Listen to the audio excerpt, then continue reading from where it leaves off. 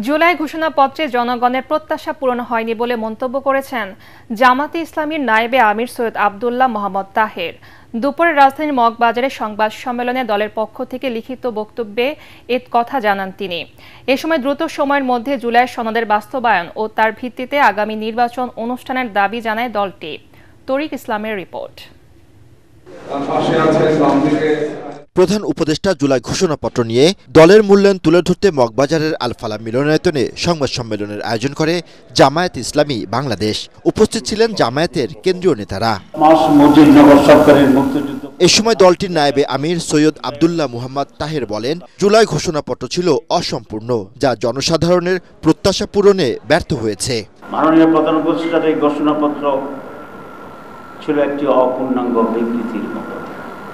এতে গণমানুষের প্রত্যাশার পরিপূর্ণ প্রতিফলন ঘটেনি। ঘোষণাপত্রে দীর্ঘ লড়াই সংগ্রামের কথা বলা হলেও 1947 সালের আজাদিকে উপেক্ষা করা হয়েছে।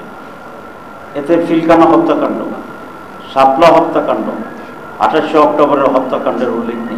এ সময় জাতীয় নির্বাচনের ঘোষণাকে ইতিবাচক মন্তব্য করেন নায়েবে আমির। জানান, জুলাই সনদের ভিত্তিতে অনুষ্ঠিত হতে হবে আগামী জাতীয় নির্বাচন। আমরা লক্ষ্য করছি নির্বাচনের উপযুক্ত যে পরিবেশ থাকার কথা ছিল তা সরকার এখনো নিশ্চিত করতে পারেনি।